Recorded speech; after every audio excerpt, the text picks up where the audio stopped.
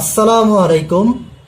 মাধ্যমিক নবম ও দশম শ্রেণীর ত্রিকোণমিতি অংশের 9.1 নিয়ে আলোচনা করব। 9.1-এর প্রথম এই ভিডিওতে সূত্রগুলো নিয়ে আলোচনা করব। তার পরের ভিডিওগুলোতে উদাহরণ, কাজ এবং অনুশীলনী নিয়ে আলোচনা করব। তো প্রথমে আমাদের জানতে হবে অতিভুজ কি। অতিভুজ হচ্ছে কোনো সমকোণী ত্রিভুজ। এটা যদি কোনো সমকোণী ত্রিভুজ হয়, মনে করি একটি সমকোণী ত্রিভুজ হচ্ছে এ বি সি, একটি সমকোণী ত্রিভুজ। তাহলে এই বি কোণ হচ্ছে সমকোণ, এ কোণ এবং সি কোণ হচ্ছে দুটি সূক্ষ্মকোণ। সূক্ষ্মকোণ হচ্ছে 90 ডিগ্রি থেকে ছোট যে কোণ, 90 ডিগ্রি থেকে ছোট যে কোণ তাকে বলা হয় সূক্ষ্মকোণ। তাহলে কোণ বি হচ্ছে সমকোণ, আর কোণ সি এবং কোণ এ হচ্ছে সূক্ষ্মকোণ। সমকোণের যে বিপরীত বাহু তাকে বলা হবে অতিভুজ। তাহলে এই যে এসি বাহু হচ্ছে অতিভুজ। আর আমরা যদি কোণ সি নিয়ে কাজ করি, মনে করে নিলাম যে কোণ বি সি এ, অর্থাৎ এই যে এই সি কোণটা হচ্ছে থিটা কোণ। যদি কোণ সি নিয়ে কাজ করি তাহলে এই বিসি বাহুটা হবে ভূমি।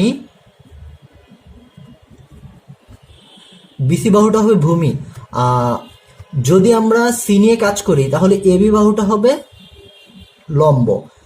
এখন ভূমিকে অপর নাম বলা যায় সন্নিহিত বাহু, আর লম্বকে বলা যায় বিপরীত বাহু। কারণ এই কোণ সি নিয়ে যদি কাজ করি, কোণ সি এর সংলগ্ন যে বাহুটা তাকে বলা হবে সন্নিহিত বাহু, আর কোণ সি নিয়ে যদি কাজ করি, কোণ সি এর যে বিপরীত বাহুটা তাকে বলা হবে লম্ব বা বিপরীত বাহু। অনুরূপভাবে আমরা যদি কোণ এ নিয়ে কাজ করি, তাহলে এই যে এবি বাহুটা কোণ এ নিয়ে কাজ করাতে, তাহলে এই কোণটা নিয়ে কাজ করতেছি, এই কোণটা নিয়ে যেহেতু কাজ করতেছি, এই কোণের সংলগ্ন যে বাহুটা তাকে বলা হবে সন্নিহিত বাহু। আর কোণ এ নিয়ে যদি কাজ করি তাহলে এই কোণের যে বিপরীত বাহু তাকে বলা হবে লম্ব বা বিপরীত বাহু। তাহলে কোণ সি নিয়ে কাজ করলে বিসি বাহু হচ্ছে ভূমি বা সন্নিহিত বাহু, কোণ সি নিয়ে কাজ করলে এবি বাহুটা হচ্ছে লম্ব বা বিপরীত বাহু। আর কোণ এ নিয়ে যদি কাজ করি তাহলে এবি বাহুটা হচ্ছে ভূমি বা সন্নিহিত বাহু, আর কোণ এ নিয়ে কাজ করলে বিসি বাহুটা হচ্ছে লম্ব বা বিপরীত বাহু। আচ্ছা, তাহলে আমরা অতিভুজ, বিপরীত বাহু এবং সন্নিহিত বাহু বুঝলাম। এখন ত্রিকোণমিতিক অনুপাত জানবো। আমরা জানি ত্রিকোণমিতিক অনুপাত হচ্ছে 6টি। সেগুলো হচ্ছে sine theta, cosec theta, cos theta, sec theta, tan theta এবং কট থিটা। এই 6টি হচ্ছে ত্রিকোণমিতিক অনুপাত। এই যে এখানে সাইন এবং থিটা হচ্ছে একটা কোণের পরিমাপ। তাহলে এই যে সাইন এবং থিটা, এই দুইটা কিন্তু গুণাবস্থায় নাই। সাইন এবং থিটা এই দুইটা দ্বারাই একটা জিনিস প্রকাশ করতেছে, একটা মান প্রকাশ করে। এখানে সাইন এবং থিটা এই দুইটা কিন্তু গুণাবস্থায় নাই। আচ্ছা, ঠিক আছে।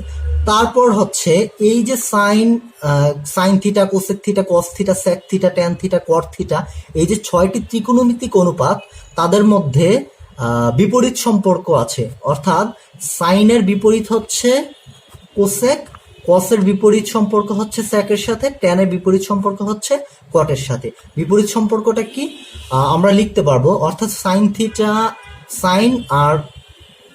আমরা লিখতে পারবো যে সাইন থিটা ইকুয়াল 1/কোসেক থিটা।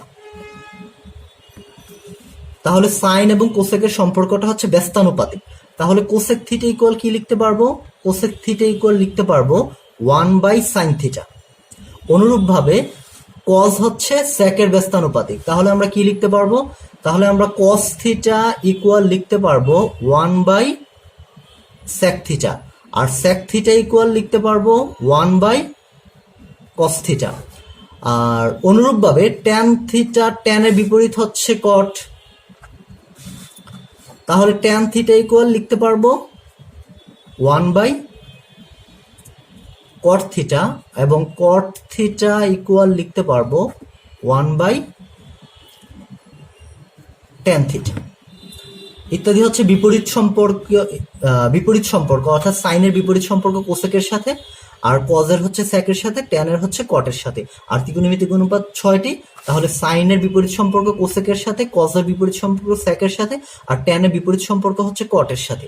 আরো দুটি সূত্র আছে, সেটা হচ্ছে ট্যান থিটাকে লেখা যাবে sine theta by cos theta, আর কট থিটাকে লেখা যাবে, যেহেতু ট্যান এবং কট বিপরীত সম্পর্ক, তাহলে ট্যান থিটা যেহেতু sine theta by cos theta, তাহলে কট থিটা হবে cos theta by sine theta. আচ্ছা, তারপর হচ্ছে ত্রিকোণমিতিক অভেদ। ত্রিকোণমিতিক অভেদ হচ্ছে 3টি, সেগুলো হচ্ছে ত্রিকোণমিতিক অভেদ হচ্ছে 3টি, সেগুলো হচ্ছে 1 নম্বর sine square theta plus cos square theta equal 1। 2 নম্বর সূত্র, 2 নম্বর অভেদ হচ্ছে sec square theta minus tan square theta equal 1। তৃতীয় অভেদটি হচ্ছে cosec square theta minus cot square theta equal 1। এখানে sine theta plus cos theta equal 1 এটা কিন্তু হবে না। ত্রিকোণমিতিক অভেদের সূত্রই হচ্ছে sine square theta plus cos square theta equal 1, অর্থাৎ স্কোয়ার থাকতে হবে। এখন সাইন স্কোয়ার থিটা দ্বারা কি বোঝায়? এই যে সাইন এবং থিটা দুইটা কি আলাদা জিনিস? সাইন এবং থিটা কি গুণ অবস্থায় আছে? না, সাইন এবং থিটা গুণ অবস্থায় নাই, অর্থাৎ সাইন থিটা একই জিনিস। তাহলে সাইন স্কোয়ার থিটা যা সাইন থিটা হোল স্কোয়ার তাই, অর্থাৎ সাইন থিটা হোল স্কোয়ার যা সাইন স্কোয়ার থিটা তাই। আমরা ইচ্ছা করলে এখানে সাইন থিটা হোল স্কোয়ার লিখতে পারতাম, অর্থাৎ সাইন থিটা হোল স্কোয়ার যা সাইন স্কোয়ার থিটা তাই, একই কথা, অনুরূপভাবে সবগুলো। তারপর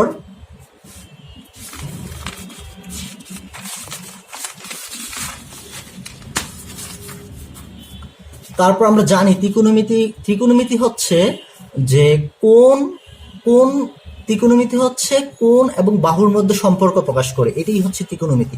অর্থাৎ কোণের পরিমাপ দ্বারা বাহুর পরিমাপ নির্ণয় করা হয়, এটাই হচ্ছে ত্রিকোণমিতি। তাহলে এইখানে ত্রিকোণমিতি সাধারণত সমকোণী ত্রিভুজ নিয়ে আলোচনা করে। এই যে এইখানে জেনারেল ম্যাথ 9.1 এই ত্রিকোণমিতি এই চ্যাপ্টারে ত্রিকোণমিতি সমকোণী ত্রিভুজ নিয়ে আলোচনা করবে। তাহলে আমরা যে কোনো একটা সমকোণী ত্রিভুজ এ বি সি ধরে নেই, কোণ বি হচ্ছে সমকোণ।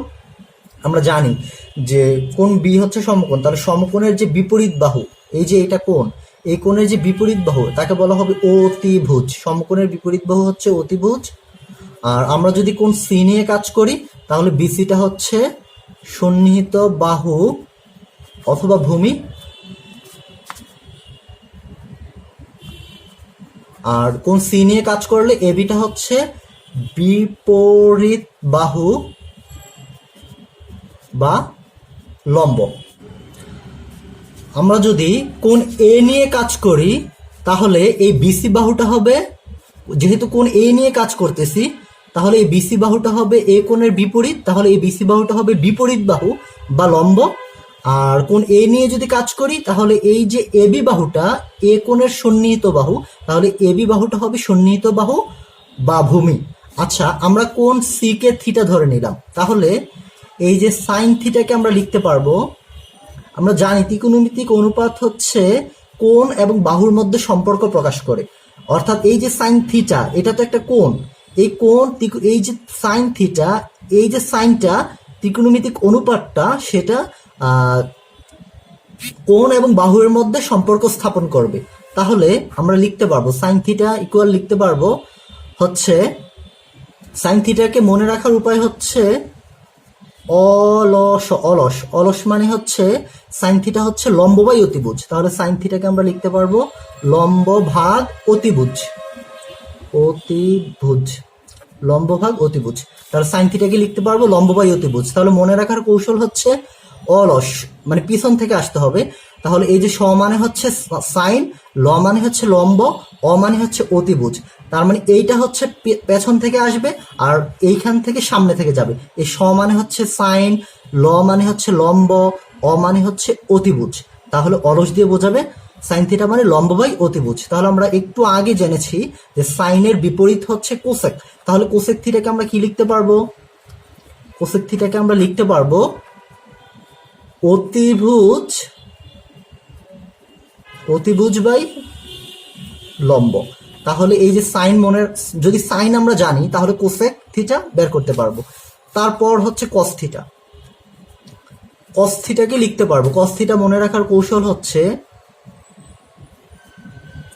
অভুক, ক মানে কস, ভূ মানে ভূমি, অ মানে অতিভুজ। তাহলে কস থিটা ইকুয়াল ভূমি, তার মানে ক মানে কস, এটা পেছন থেকে আসবে আর এটা সামনে থেকে যাবে। তার মানে ক মানে হচ্ছে কস আর ভূ মানে হচ্ছে ভূমি, অ মানে হচ্ছে অতিভুজ। তাহলে কস থিটা ইকুয়াল লিখতে পারবো ভূমি বাই অতিভুজ। আমরা জানি যে কজের সাথে বিপরীত সম্পর্ক হচ্ছে সেকের, তাহলে সেক থিটা ইকুয়াল কি লিখতে পারবো? যেহেতু কস ভূমি বাই অতিভুজ, তাহলে সেক থিটা ইকুয়াল লিখতে পারবো অতিভুজ বাই ভূমি। তারপর থাকলো ত্রিকোণমিতিক অনুপাত, 4টা লিখলাম, আরো 2টি ত্রিকোণমিতিক অনুপাত ট্যান এবং কট। ট্যান থিটাকে লিখা যাবে অলস অবুক বোলট, বোলট। তার মানে ট মানে ট্যান, ল মানে লম্ব, ভূ মানে ভূমি। তাহলে ট্যান থিটাকে লিখা যাবে লম্ব বাই ভূমি। আর কট থিটাকে লিখা যাবে ভূমি বাই লম্ব। তো আমরা জানি লম্বকে আমরা বিপরীত বাহু বলতে পারবো, আবার ভূমিকে আমরা সন্নিহিত বাহু বলতে পারবো। তাহলে এই যে যদি আমরা এই থিটা নিয়ে কাজ করি, তাহলে এই সাইন থিটা মানে হচ্ছে লম্ব বাই অতিভুজ। তাহলে এখানে আমরা সাইন থিটা কি লিখতে পারি? তাহলে আমরা সাইন থিটা লিখতে পারি, সাইন থিটা আমরা জানি যে লম্ব বাই অতিভুজ। তাহলে যেহেতু এই থিটা কোণ নিয়ে, সি কোণ নিয়ে কাজ করতেছি, অর্থাৎ এই থিটা কোণ নিয়ে কাজ করতেছি, তাহলে থিটা কোণ নিয়ে যেহেতু কাজ করতেছি, তাহলে আর থিটা কোণ নিয়ে যেহেতু কাজ করতেছি, তাহলে এই থিটা কোণের জন্য এবি বাহুটা হচ্ছে লম্ব বা বিপরীত বাহু, আর এই বিসি বাহুটা হচ্ছে সন্নিহিত বাহু বা ভূমি, আর এই যে এসি বাহুটা হচ্ছে অতিভুজ। তো আমরা জানি সাইন থিটা হচ্ছে লম্ব বাই অতিভুজ। তাহলে এই থিটা কোণের জন্য লম্ব কোনটা? থিটা কোণের জন্য লম্ব হচ্ছে এবি, আর এই থিটা কোণের জন্য অতিভুজ, অতিভুজ সবসময় ঠিক একই থাকবে। এই সি কোণ নিয়ে কাজ করি আর এই কোণ নিয়ে কাজ করি, অতিভুজ সবসময় সমকোণের বিপরীত বাহুটাই থাকবে, অর্থাৎ এসি থাকবে এখানে। তাহলে লম্ব বাই অতিভুজ, তাহলে অতিভুজ হচ্ছে এসি। তাহলে কোসেক থিটা কি হবে? কোসেক থিটা হবে এসি বাই এবি। তারপর হচ্ছে যেহেতু সাইনের বিপরীত হচ্ছে কোসেক, তারপর হচ্ছে কস থিটা। কস থিটাকে লিখা যাবে, কস থিটা হচ্ছে ভূমি বাই অতিভুজ। তাহলে এই থিটা কোণের জন্য ভূমি কোনটা? থিটা কোণের জন্য ভূমি হচ্ছে বিসি আর অতিভুজ হচ্ছে এসি। আর যেহেতু কস থিটা ভূমি বাই অতিভুজ, তাহলে সেক থিটা হবে অতিভুজ বাই ভূমি। তাহলে সেক থিটাকে লিখা যাবে এসি বাই বিসি। তারপর হচ্ছে ট্যান থিটা। তো আমরা ট্যান থিটা একটু আগে জানলাম যে লম্ব বাই ভূমি, ট্যান থিটা হচ্ছে লম্ব বাই ভূমি। তাহলে এই যে থিটা কোণের জন্য লম্ব কোনটা? থিটা কোণের জন্য লম্ব হচ্ছে এবি আর ভূমি হচ্ছে বিসি। তাহলে কট থিটা কি হবে? ভূমি বাই লম্ব, তাহলে কট থিটা হবে বিসি বাই এবি। ঠিক আছে, আমি পরবর্তী ভিডিওতে এই 9.1 উদাহরণ, কাজ এবং অনুশীলনী পর্যায়ক্রমে দেওয়ার চেষ্টা করব ইনশাল্লাহ। সবাইকে ধন্যবাদ।